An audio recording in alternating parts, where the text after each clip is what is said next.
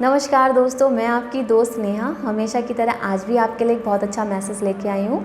हर व्यक्ति की एक शिकायत रहती है कि परमात्मा दुख में हमारे साथ क्यों नहीं होते हैं, क्योंकि उनकी अपनी खुद की एक मनोवृत्ति होती है जिसमें वो अपने आप से चीज़ों को क्रिएट करते हैं, खुद ही से उस चीज़ को इम्प्लीमेंट भी करते हैं अपने ऊपर, और फिर उसमें सफलता मिलती है और नहीं मिलती है तो उसका दोष वो परमात्मा को देते हैं। परमात्मा की नज़र में ना तो उनके लिए कुछ अच्छा है ना कुछ बुरा है, क्योंकि उनकी नज़र में सब कुछ इक्वल है। क्योंकि उनके अगर हिसाब से देखा जाए तो उनके हिसाब से सिर्फ व्यक्ति को रहने के लिए घर और पहनने को कपड़े और खाने को रोटी, अगर आप कोई चीज़ इससे ज़्यादा अगर आप चीज़ आपकी डिमांड है या आपकी इच्छाएं बढ़ रही हैं, वो आपकी खुद की इच्छाओं के ऊपर है। आपने देखा होगा ज़्यादातर व्यक्ति जो दुखी होते हैं वो ज़्यादातर दूसरों को लेके कंपैरिजन करते हैं।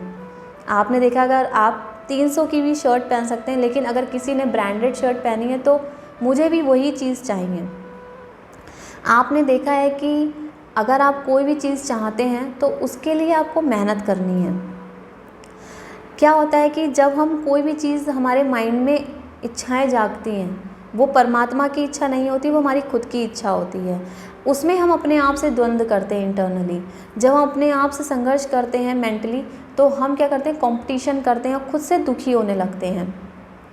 तो जब हम खुद से दुखी होते हैं तो उसका कारण भी हम खुद ही होते हैं, यानी कि we are creator and we are destroyer. कोई भी चीज़ अगर हमारे सामने क्रिएट होती है तो वो हम खुद से क्रिएट करते हैं और उसको ख़राब होने का कारण भी हम खुद ही होते हैं। क्योंकि इंटरनली हम अपने आप में एक माइंडसेट हो जाता है हमारा कि हमें यही चीज़ चाहिए। क्योंकि आप देखो, लॉकडाउन का टाइम है, सर्वाइव करने के लिए हर व्यक्ति छोटी छोटी चीज़ों में भी सर्वाइव कर रहा है इस टाइम पे। आपने देखा होगा मॉल्स में लोग इतनी भीड़ नहीं हो रही। जब लॉकडाउन लगा था तो मॉल्स बंद थे, सारी चीज़ें बंद थी। तो लोगों का ये कहना भी था, मैंने कई लोगों के मुंह से सुना भी था कि मतलब हमारे पैसे भी बच रहे हैं, हमारा खर्चा था जो एक्सपेंसिव था वो भी बच रहा है। तो जो कंपटीशन होता है, क्योंकि लोग घर से बाहर नहीं निकल रहे हैं, मतलब एक महामारी से लड़ रहे हैं, तो वो एक इंटरनली खुद से कनेक्ट होते हैं फिर। वरना क्या होता है, मटेरियल वर्ल्ड से जुड़े रहते हैं और उसमें ही अपने आप को मतलब लोगों से कंपटीशन करते रहते हैं और खुद से भी संघर्ष करते हैं, तो खुद से दुखी होते हैं और उसका दोष परमात्मा को देते हैं। तो हम क्या होते हैं, हम खुद ही क्रिएटर होते हैं और खुद ही चीज़ों को डिस्ट्रॉय करने वाले होते हैं। तो आपको क्या करना है कि उस चीज़ से कनेक्ट होने के लिए मैं हमेशा बोलती हूँ कि आप मेडिटेशन कीजिए, योग कीजिए, क्योंकि उससे आप खुद से कनेक्ट होते हैं।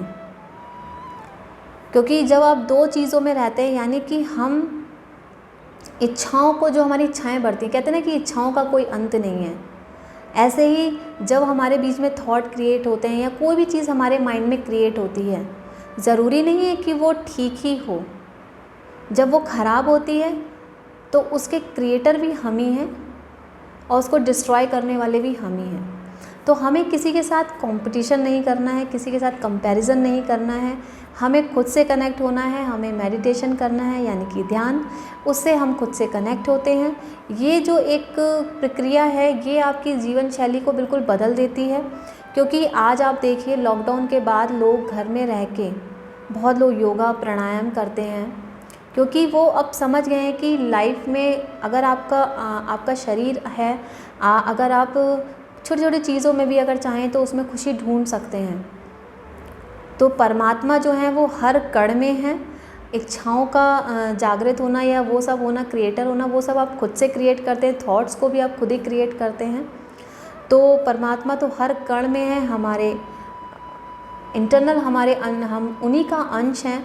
तो हम अगर खुद से कनेक्ट नहीं होते हैं, यानी कि हम डिटैच हो जाते हैं, तो हम चीज़ों से कंपटीशन करते हैं, यानी कि हम मेंटली डिस्टर्ब हो जाते हैं, क्योंकि हम दिमाग का यूज़ करते हैं। तो परमात्मा हर कण में है। आप चीज़ों में, जो भी चीज़ें हैं जो आपके पास हैं, उनमें खुश रहें और लाइफ को बेटर बनाएं। तो आप खुद ही लाइफ को एंजॉय करेंगे और खुश रहेंगे। अगर आपको मेरा वीडियो अच्छा लगा हो तो इसे लाइक करें, सब्सक्राइब करें। Thank you.